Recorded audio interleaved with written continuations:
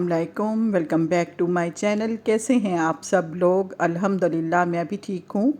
अच्छा, आज मैं ना आलू चिकन और जो सब्ज़ियाँ हैं उनके कटलेट्स बना रही हूँ।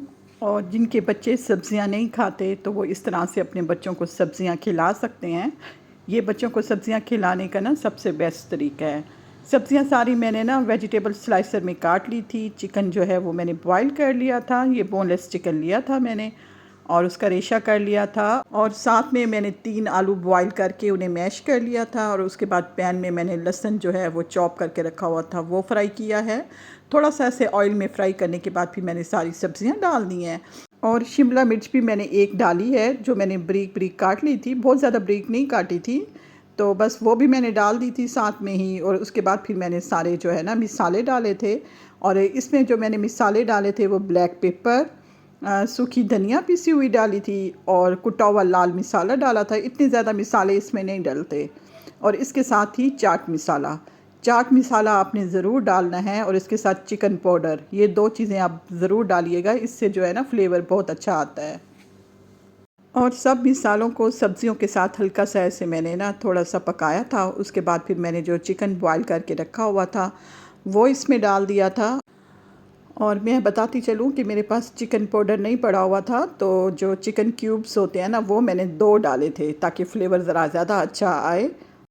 और फिर आपने सिरका, सोया सॉस वो डाल देना है। अगर आपके पास चिली सॉस पड़ा हुआ है तो वो भी आप डाल सकते हैं। चिली सॉस से भी जो फ्लेवर है ना वो बहुत अच्छा आ जाता है। बस उसके बाद फिर जो आलू मैश करके मैंने रखे हुए थे वो मैंने डाल दिए हैं। और उसके बाद फिर मैंने इनको हल्का सा से भून कर और फिर मैंने जो है ना उतार लिया था। मैंने कहा इतनी देर में ये जो अमेज़ा है ये ठंडा हो जाए। और ये जो है ना सबसे बेस्ट तरीका है बच्चों को सब्ज़ियाँ खिलाने का। तो इस तरह से बच्चे जो है ना सब्ज़ियाँ शौक़ से खाते हैं। और मेरी बेटी ने भी बहुत शौक़ से ये कटलेट्स खाए थे। और ये जो कटलेट्स हैं ना इतने मज़ेदार बने थे और बहुत ही पसंद आए थे। मेरे हस्बैंड को भी बहुत ही पसंद आए थे। वैसे इन्हें जो है ना चाइनीज़ कटलेट्स भी कहते हैं क्योंकि ये चाइनीज़ स्टाइल से बनते हैं। तो बस इसमें आपने जो है ना वही चाट मसाला और जो चिकन पाउडर है ना वो ज़रूर डालना है। इससे फ्लेवर जो है ना और भी बहुत अच्छा हो जाता है। और ये कटलेट्स आपके बच्चों को भी पसंद आएंगी। बस ये है कि सब्जियां काटते हुए थोड़ा टाइम लगता है और साथ में जो है ना सब चीज़ें आप पहले काट कर रख दें। और उसके बाद आलू भी बॉईल कर लें और चिकन भी। फिर ये है कि कटलेट्स जल्दी बन जाते हैं और देर ही नहीं लगती। और फिर जैसे ही अमेज़ा ठंडा हो गया था फिर मैंने इनके कटलेट्स बना लिए थे। और फिर जो है ना मैंने इन्हें फ्राई किया था ब्रेड क्रम्स। और साथ ही जो है ना मैंने कॉर्नफ्लोर और थोड़ा मैदे का घोल बनाकर ना पहले उसमें डिप किया था। फिर ऊपर से मैंने ये जो है ना ब्रेड क्रम्स वो लगा लिए थे। वैसे 1-2 जो है ना वो मैंने ऐसे खाली ही फ्राई किए थे क्योंकि वो जो है ना साथ साथ हमने खा लिए थे। उस वक्त मैंने 1-2 खाए थे तो इतने मज़ेदार लग रहे थे। यहाँ बेटी बर्तन धो रही थी और ये है नेक्स्ट डे। और आज जो है ना हम शाम को बाहर निकले थे तो हस्बैंड कह रहे थे कि बाहर से ही कुछ खा लेते हैं। तो यहाँ से हमने ना चारकोल मंगाई थी। ये बहुत हमें अच्छा लगता है और ये हमें सबको ही पसंद है। तो बस यहाँ पे जो है ना हुमस मंगाई थी और इसके साथ जो गार्लिक चटनी होती है वो भी मंगवाई थी।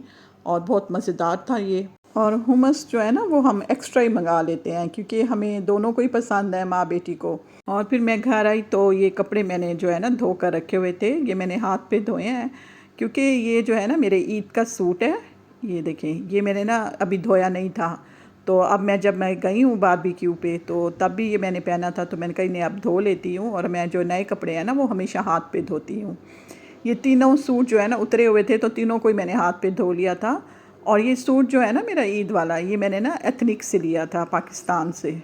और अभी मेरा इस्त्री करने का मूड नहीं था। मैंने कहा चले इन्हें ना तह करके रख देती हूँ तो या फिर कल मैं जो है ना इन्हें इस्त्री कर लूँगी। क्योंकि जब मैं इस्त्री करती हूँ तो फिर मैं हैंग करके रखती हूँ। खुसूसन जो नए कपड़े होते हैं ना उनको इस्त्री करके हैंग कर देती हूँ, कहीं आना जाना हो तो फिर यह है कि हैंग हुए हुए होते हैं और इस्त्री भी, तो बस उसी वक्त निकाले और पहन लिया। और मैं जो है ना कपड़ों को तह लगा रही थी कि मेरी बेटी जो है ना कबर्ड से अपना एक सूट निकाल के आई है। तो ये भी उसने पाकिस्तान से लिया था और ये पहना था अपनी कज़न की शादी पे, मेरे ख़्याल में वलीमे पे पहना था। तो मैं कह रही थी कि आपको भी दिखाती हूँ। तो वो कह रही थी मम्मा ये सूट मैं अब कब पहनूँगी। उसका ना बड़ा दिल कर रहा था कि वो ये सूट पहने। तो मैं आपको दिखाती हूँ, बहुत ही खूबसूरत है और उसका जो कलर है ना वो भी बहुत ही प्यारा है, ऑफ वाइट ऐसे कलर है उसका, और उसके ऊपर जो काम हुआ हुआ है वो भी इतना खूबसूरत है।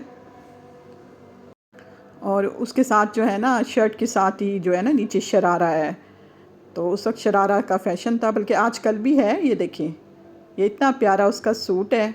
आजकल जितनी भी शादियां हो रही हैं ना, तो दुल्हनें निकाह वाले दिन जो है ना वाइट कलर का सूट पहनती हैं और बहुत प्यारा लगता है इस तरह से काम वाला। और मुझे भी अपनी बेटी का ये सूट है ना वो बहुत ही पसंद है। तो मैं उसे कह रही थी बेशक ईद पे पहन लेना, तो वो कह रही थी मम्मा गर्मी होगी, अब देखें वो कब पहनती है। तो बस कपड़े वगैरह तह करने के बाद ही फिर मैंने फ्रिज क्लीन करनी थी, और उसके साथ जो है ना मैंने कहा क्लीन कर दूं, क्योंकि जैसे ही सब्ज़ियां फिनिश होती हैं तो फिर मैंने दूसरी लेनी होती हैं, तो मैंने कहा उससे पहले पहले जो है ना क्लीन कर लेती हूँ, ग्रोसरी थोड़ी सी मैंने करनी है। और फ्रिज साफ़ करना भी बहुत बड़ा काम होता है, क्योंकि आजकल जैसे आगे गर्मियाँ आ रही है ना, तो फिर फ्रिज साफ़ करने का भी इतना दिल नहीं करता। बस मेरा तो दिल होता है गर्मियों में बस जल्दी जल्दी से साफ़ करूं, लेकिन यह है कि करना भी ज़रूरी है। और वैसे भी फ्रिज साफ़ कर लो ना, सुकून सा हो जाता है, कुछ दिनों के लिए तो बहुत ही सुकून हो जाता है, 15 दिनों के लिए तो। और फिर वैसे भी जो है ना मेन हमारा जो काम है वो फ्रिज से ही होता है, कुकिंग में जो चीज़ रखनी है, उठानी है। और फ्रिज साफ़ करने के लिए मैंने लिक्विड बना कर रखा हुआ होता है। मैंने ना एक बॉटल रखी हुई है, जो डव की एक बॉटल थी वो खाली हो गई थी, तो उसमें ही मैंने जो है ना ये डेटॉल और बर्तन धोने वाला लिक्विड, पानी और थोड़ा सा क्लोरेक्स में डालती हूँ, और डेटॉल भी मैं ज़रूर डालती हूँ। तो बस इस तरह से फिर उसी लिक्विड से मैं ये सारा साफ़ कर रही हूँ। उससे बहुत अच्छा जो फ्रिज जो है ना वो क्लीन हो जाता है। और मुझे यूएई में आए हुए ना 2 साल से ऊपर हो गया, और ये फ्रिज भी तब से मैंने ली हुई है। तो ये फ्रिज बहुत माशाल्लाह अच्छी चल रही है, और माशाल्लाह माशाल्लाह जब भी किसी चीज़ की तारीफ़ करो ना तो फिर नज़र लग जाती है। अगले दिन ही कोई ना कोई काम जो है ना वो ख़राब हो जाता है। मुझे भी डर लगा रहता है कि कहीं फ्रिज ख़राब ना हो जाए, लेकिन माशाल्लाह ये बहुत अच्छी काम कर रही है अभी तक तो। और इसने मुझे तंग नहीं किया, इसकी कूलिंग बहुत अच्छी है, और फ्रीज़र वाली जगह पे ये बर्फ़ भी नहीं जमाती। तो ये बात मुझे सबसे अच्छी लगती है इस फ्रिज की। और फ्रिज सारी मैंने क्लीन कर ली थी, ऊपर फ्रीज़र भी मैंने क्लीन कर लिया था, वो तो मैंने फिर क्लिप नहीं बनाया हुआ था, और इसके साथ अब मैं बाहर से क्लीन कर रही हूँ। तो इस तरह से फिर जब मैंने सारी फ्रिज साफ़ कर ली थी, तो फिर मैंने एग मंगवाए हुए थे, तो वो मैंने रखे सारे। और जब मैं फ्रिज में ये एग रख रही थी ना, तो इन एग्स में से ना एक एग जो है ना वो थोड़ा टूटा हुआ था, तो मैंने कहा ये ना हो कि मैं यहाँ पे रखूँ तो वो सारा ही नीचे से जो है ना गिर के ना सारी फ्रिज ही ख़राब कर दे।